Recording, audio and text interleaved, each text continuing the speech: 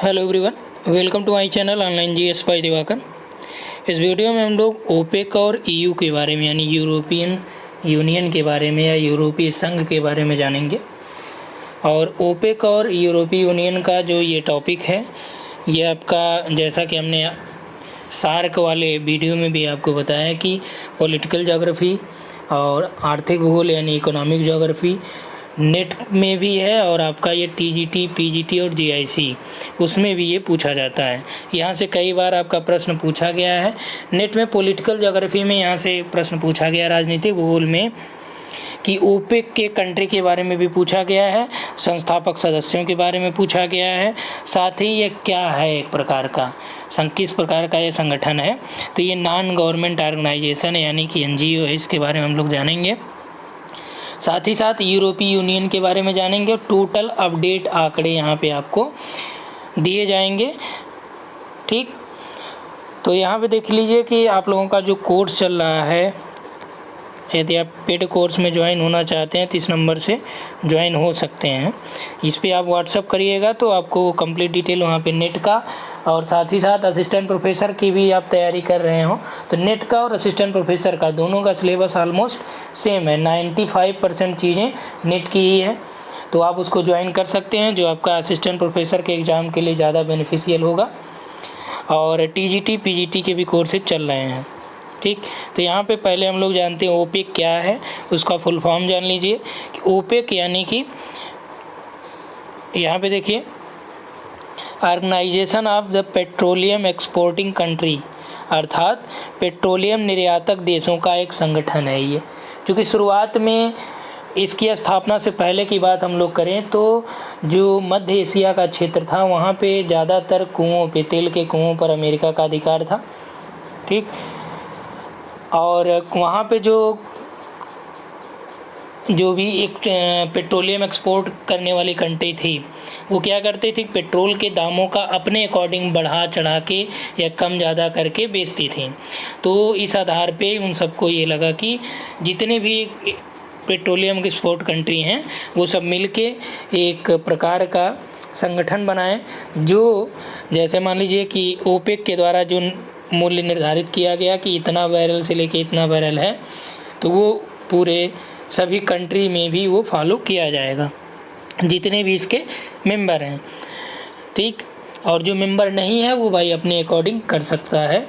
जो वैश्विक बाज़ार में पेट्रोल की कीमत है या कच्चे तेल की कीमत है वो अपने अकॉर्डिंग उसको बेच सकता है, उसके ऊपर कोई भी बाउंडेशन विशेष रूप से नहीं लगाया गया। तो यहाँ पे देखिए ओपेक जो ये पेट्रोलियम कंट्री है, ऑलमोस्ट इसमें मध्य एशिया का और अफ्रीका के देश इसमें आते हैं। तो इसमें देखिए यह क्या है, एक प्रकार का नॉन गवर्नमेंट ऑर्गेनाइजेशन है यानी एनजीओ है, जिसकी स्थापना 1960 में इराक में की गई थी। इसके संस्थापक सदस्य 5 हैं, जिसमें ईरान है, इराक है, कुवैत है, सऊदी अरब है, वेनेजुएला है। ठीक, तो प्रश्न आपसे पूछा जा सकता है कि इसके संस्थापक सदस्य कौन से हैं। तो 5 सदस्य हैं, इसका नाम आप याद कर लीजिए, इराक, ईरान, कुवैत, सऊदी अरब, वेनेजुएला। इसकी स्थापना कब हुई? 1960 में। कहाँ पे हुई? इराक में हुई। इसका जो मुख्यालय है वो कहाँ पे बनाया गया? तो मुख्यालय वियना में है, ऑस्ट्रिया में। शुरुआत में 5 वर्ष तक इसका मुख्यालय कहाँ पे था? जिनेवा में था। कतर एकमात्र पहला देश है जो ओपेक की सदस्यता से इसने अपना मुंह मोड़ लिया, अर्थात कि 2019 में इन्होंने सदस्यता छोड़ दिया। किसने? ओपेक से कतर ने। ठीक, और उसके बाद इक्वाडोर जो आपका दक्षिण अमेरिका महाद्वीप का एक देश है, वह जो 1973 में इसका सदस्य बना था, उसने 2020 में जनवरी 2020 में सदस्यता छोड़ दी। तो इस आधार पे आप देख सकते हैं ये प्रश्न पूछा गया है, और आगे संभावना भी है क्योंकि 2020 में जो पेपर हुआ था उसमें ये प्रश्न नहीं आया है। ठीक, तो उम्मीद है कि यहाँ से प्रश्न आपका पूछा जा सकता है कि कितने सदस्य देश हैं, कौन अलग हुआ, कब अलग हुआ, ठीक, कब शामिल हुआ था, इन सभी के बारे में आपको जानकारी होनी चाहिए। वर्तमान में जो ओपेक के कुल सदस्य देश हैं उसकी संख्या 13 है। अब देखिए यहाँ पे आपका जो एक बार प्रश्न पूछा गया था कि ओपेक में सर्वाधिक देश किस महाद्वीप से हैं, नेट का प्रश्न है ये, आप प्रीवियस ईयर पेपर उठा के देखेंगे। यहाँ से पूछा गया था कि ओपेक में सर्वाधिक देश किस महाद्वीप से हैं? तो आप यहाँ से देख सकते हैं टोटल 13 देश हैं। ये एकदम लेटेस्ट और करंट डेटा है, ठीक। तो 5 एशियाई देश हैं, 7 अफ्रीकी देश हैं, 1 दक्षिण अमेरिकी देश हैं। कहीं भी आपको कोई कन्फ्यूजन लगे या किसी में आपको त्रुटि लगे तो आप कमेंट कर सकते हैं। 5 एशियाई देश कौन कौन से हैं? ईरान है, इराक है, सऊदी अरब है, कुवैत है, यूएई है, यानी कि यूनाइटेड अरब अमीरात। 5 एशियाई देश हो गए, जिन्हें आप मध्य एशियाई देश भी कह सकते हैं। अफ्रीका महाद्वीप के कितने देश हैं? 7 देश। प्रश्न यही पूछा गया था सर्वाधिक किस महाद्वीप के देश शामिल है इसमें, तो ये आपके अफ्रीका महाद्वीप के देश हैं, सर्वाधिक हैं, 7 हैं, जिसमें अल्जीरिया है, अंगोला है, लीबिया है, नाइजीरिया है, इक्वेटोरियल गिनी है, कांगो गणराज्य है और गैबन है, ठीक। और यहाँ पे देखिए दक्षिण अमेरिका में आपका वेनेजुएला, इसने जो है सदस्यता इसकी ली है, यानी केवल एकमात्र दक्षिण अमेरिकी वाला देश है जो वेनेजुएला है, ठीक। और यहाँ पे जो सर्वाधिक भंडार भी कच्चा तेल का यहीं पे देखा जा रहा है। और जो ओपेक कंट्री हैं इसका उद्देश्य क्या था? तो इनका उद्देश्य ये है कि जो पेट्रोलियम का व्यापार हो रहा है और उत्पादन हो रहा है उस पर नियंत्रण रखना।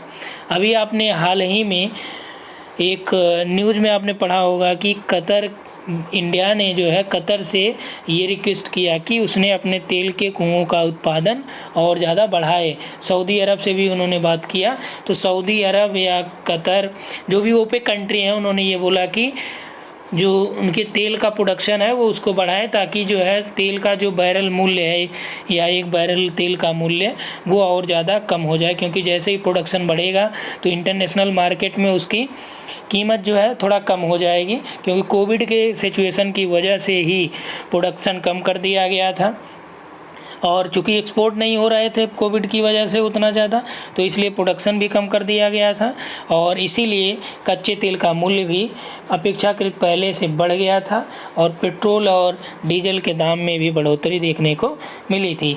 यदि भारत के संदर्भ में हम लोग बात करें तो यहाँ पे यदि प्रति बैरल के हिसाब से जो तेल की कीमत है काफ़ी ज़्यादा है। वजह यह है कि विभिन्न प्रकार के इसमें टैक्सेस लिए जाते हैं, जिसकी वजह से इतना ज़्यादा मूल्य है। और वर्तमान में ये टैक्सेस का जो भी कर इसमें लगाए जाते हैं उसको ज़्यादा इसकी बढ़ा दिया गया है इसमें।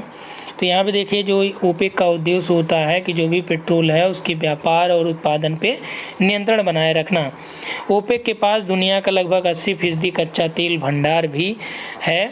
और 2019 की बात हम लोग करें तो टोटल जो एक्सपोर्ट हुआ था उसमें लगभग 30%, 29.3, यानी कि ऑलमोस्ट 30 मान सकते हैं कि 30% जो तेल है ओपेक के द्वारा ही निर्यात किया गया था, ठीक। किसके द्वारा?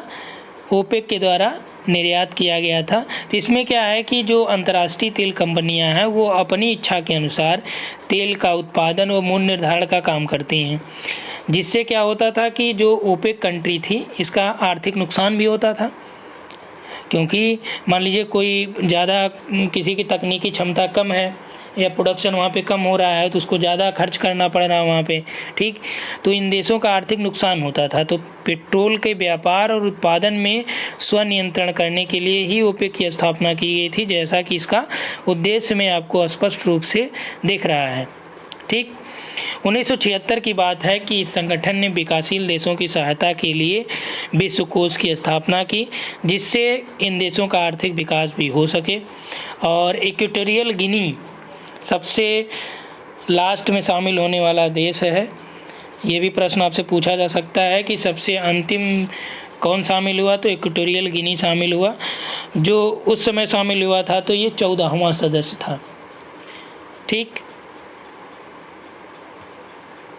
क्योंकि कतर जब अलग हो गया आपका तो ये क्या हो गया, कतर और इक्वाडोर दोनों अलग हो गए, तो ये 13वें पे आ गया।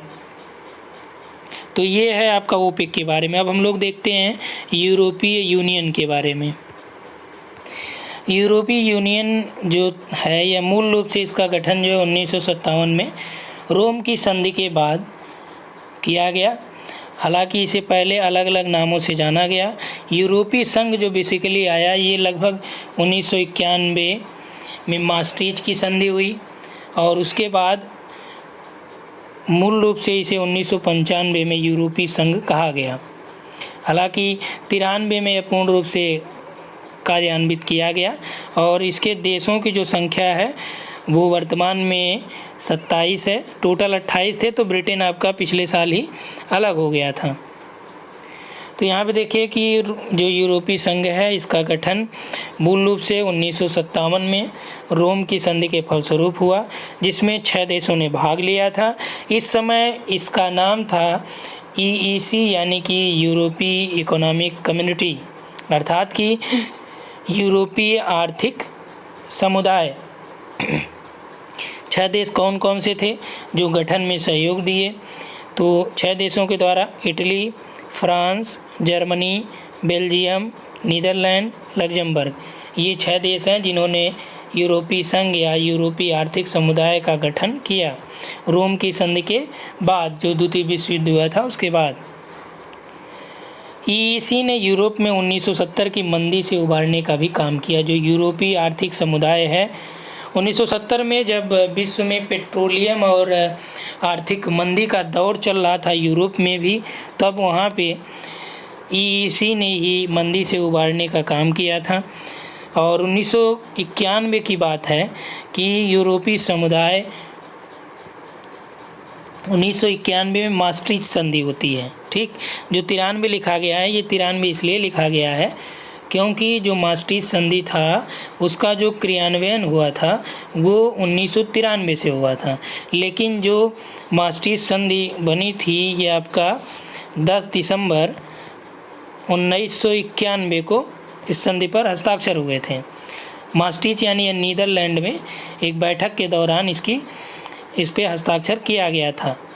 ठीक, 12 सदस्य देश उस समय थे किसके? यूरोपीय समुदाय। उस समय यह कहा जाता था, क्या कहा जाता था? यूरोपीय कम्युनिटी कहा जाता था।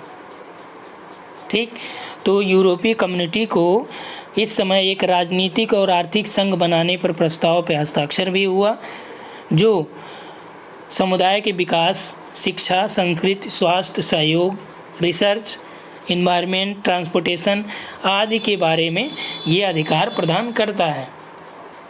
ठीक, और 1995 में जो EEC था, यानी कि इस समय क्या था, ये EC केवल था, यूरोपीय कम्युनिटी था, यूरोपीय समुदाय था, यह यूरोपीय संघ में परिवर्तित हो गया, जिसे संघ नाम दे दिया गया। ठीक, गठन की जो पृष्ठभूमि थी इसके पीछे विश्व युद्धों का ही इतिहास रहा है, क्योंकि सोवियत संघ 1991 में क्या हुआ, बिखर गया। उसके बाद जो विश्व था वह एक नए मानचित्र के रूप में उसको देखा गया, क्योंकि अमेरिका और रूस दो ही तो उस समय दो ध्रुवीय राष्ट्र थे, यानी इन्हीं में अमेरिका में, USA में और रसिया में, दोनों में ही हमेशा टकराहट होती रहती थी। ठीक, तो अमेरिका ने क्या किया था कि यहाँ से CIS जो कंट्री आप लोग जानते हैं कि स्वतंत्र देशों का समूह जो होता है, यहाँ से लगभग 13 देश, USSR इसे कहा जाता था पहले। ठीक, 1991 के बाद में यहाँ से 13 देश जो CIS कंट्री कहे जाते हैं, स्वतंत्र देशों का समूह कहा जाता है, ये यहाँ से अलग हो गया। किसका प्रयास था? ये अमेरिका का प्रयास था। उसके बाद इसे रूस कहा गया।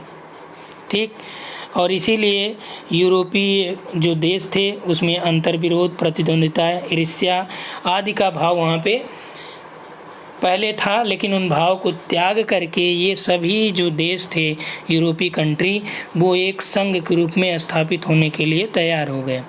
और 1995 का जो दौर था उस समय यूरोपीय संघ बना। यदि हम लोग इनकी बात करें तो जो टोटल कंट्रीज़ में हैं, पहले 28 था, वर्तमान में 27 हैं। ठीक, 28 में 19 सदस्य ऐसे थे जिनकी आधिकारिक मुद्रा क्या थी? यूरो।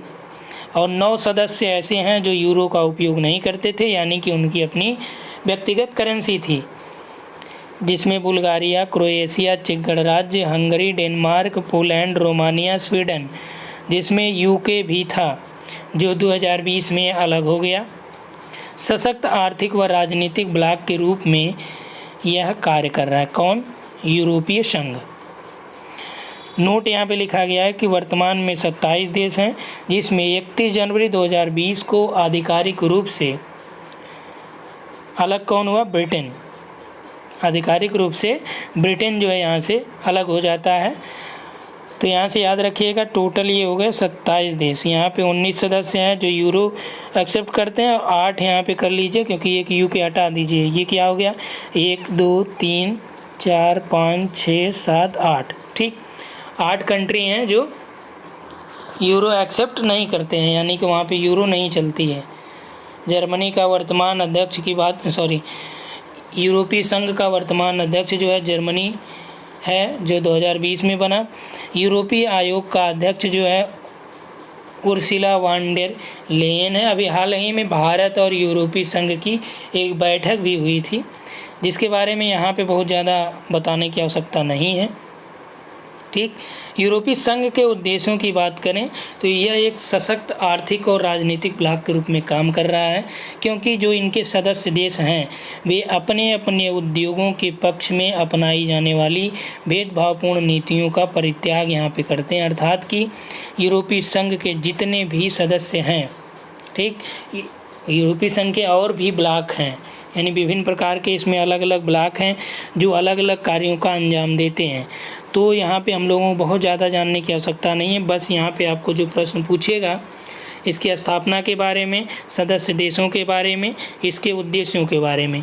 तो उद्देश्यों के बारे में आप जानते हैं कि जो भी सदस्य देश हैं उनमें जो उद्योगों के लिए अलग अलग भेदभावपूर्ण नीतियाँ हैं उसको ये त्याग करेंगे।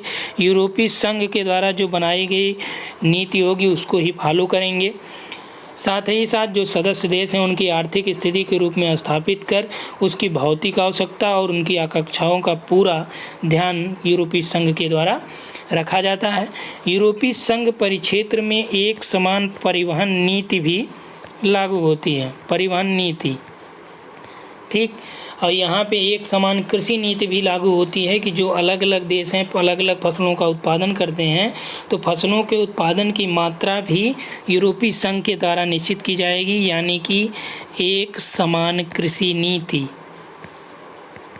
ठीक, यूरोपीय संघ के द्वारा एक समान कृषि नीति की भी स्थापना की गई है। जो भी सदस्य देश हैं वो सब इसको फॉलो करेंगे। ठीक, और जितने भी सदस्य देश हैं यूरोपीय संघ के, उनके बीच श्रम होगा, व्यापार होगा या वाणिज्य होगी, जो भी बाधाएं उसमें आएंगी उसको ये समाप्त करने का कार्य करेगा। कौन? यूरोपीय संघ। ठीक, तो इस वीडियो में इतना ही हम लोग देखेंगे। नेक्स्ट पार्ट में आप लोग देखिएगा आसियान के बारे में। ठीक, दक्षिण एशियाई संगठन के बारे में उसमें हम लोग देखेंगे। तो इस वीडियो में इतना ही। Thanks for watching.